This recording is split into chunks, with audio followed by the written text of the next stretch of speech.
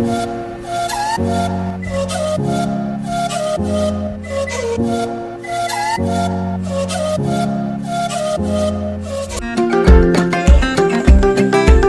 warahmatullahi wabarakatuh.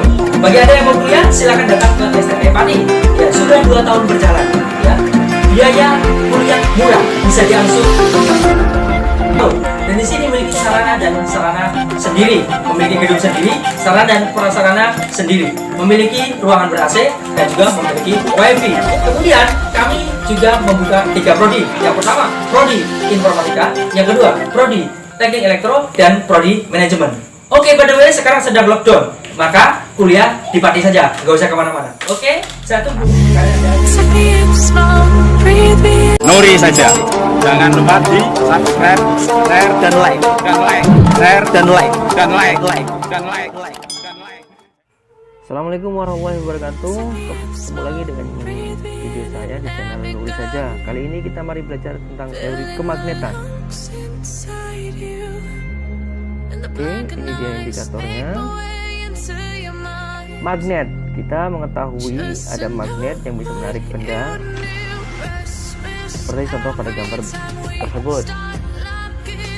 Perhatikan gambar di atas. Mengapa bola-bola besi tersebut menempel pada ujung magnet di bagian ujung-ujungnya?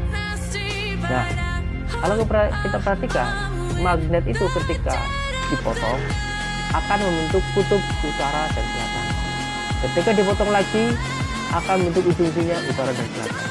Nah, berikut ini merupakan ilustrasi gambaran di dalam.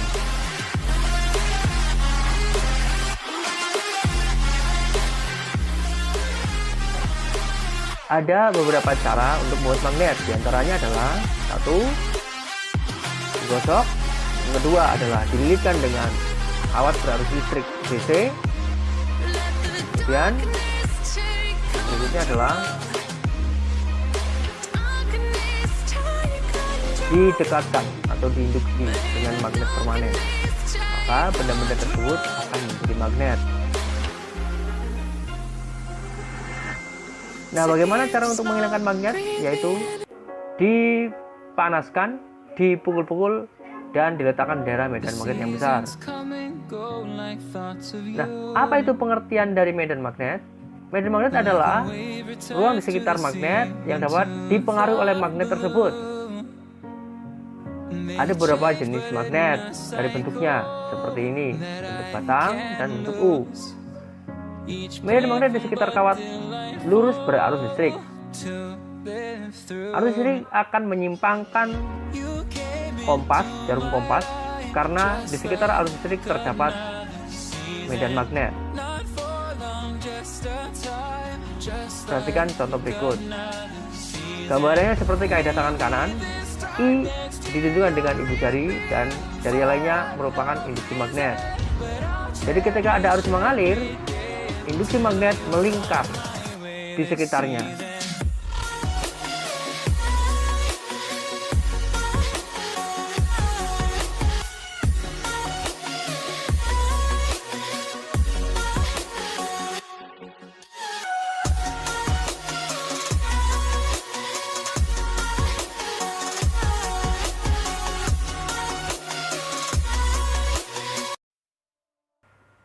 Ya, ini adalah formula matematisnya di contoh soal. Silakan diperhatikan.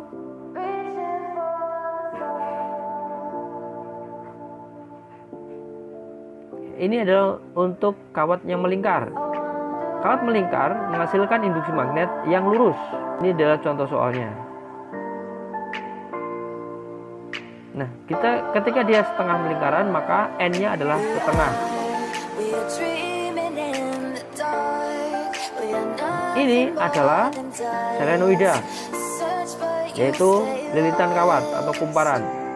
Kumparan yang dialiri arus listrik akan menghasilkan induksi magnet yang arahnya lurus di bagian tengah, di bagian pinggir-pinggirnya. Ini adalah formula dari induksi magnet pada selenoid. Berikutnya adalah toroida, yaitu kawat spiral yang dibuat melengkung melingkar. Ini adalah contohnya.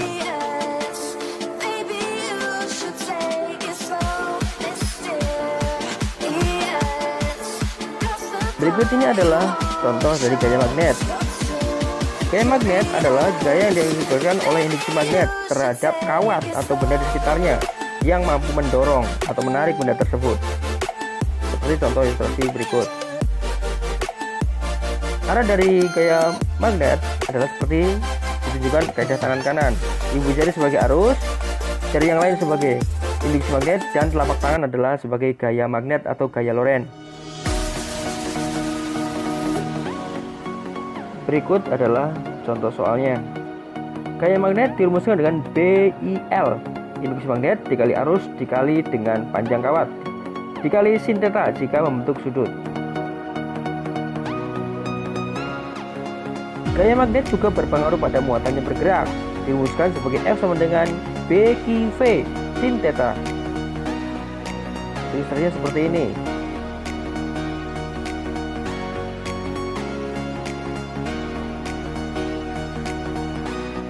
Tanda silang merupakan arah induksi magnet yang masuk ke bidang gambar. Sementara gerakan partikel adalah melingkar dan gaya Lorentz adalah ke pusat lingkaran tersebut.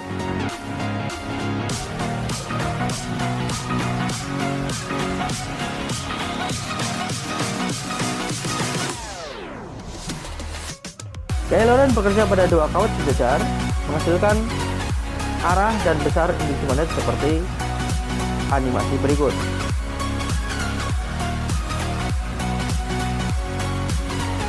Contoh soal.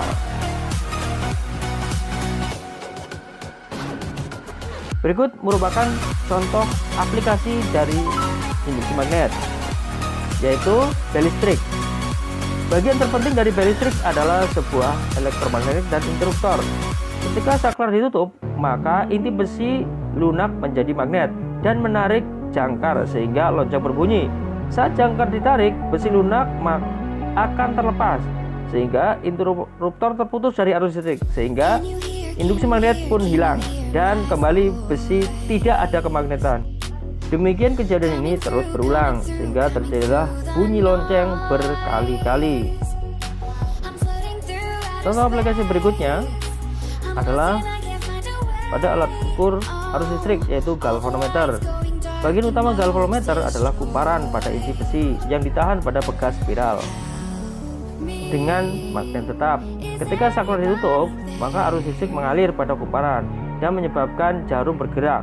Gerakan jarum ditahan oleh pegas.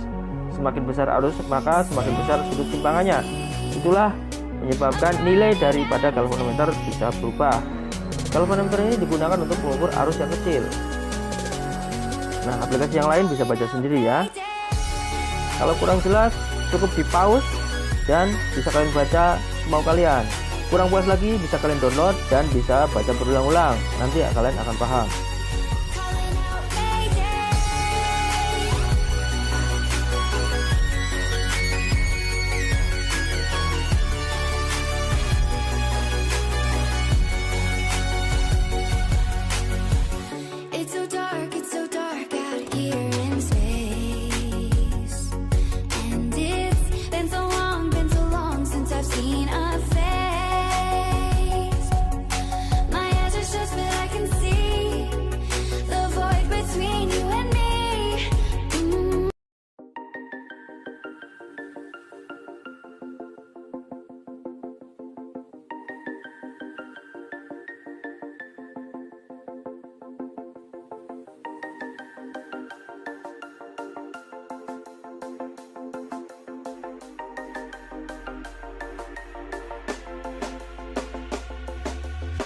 When you want to get off the darkest ground,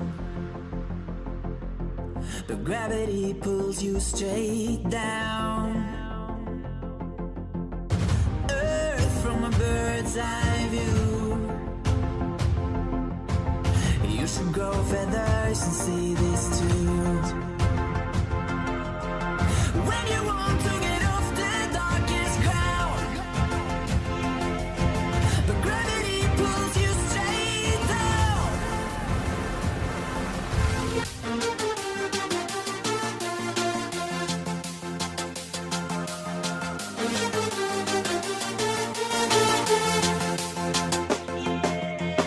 When you want to get off the darkest ground.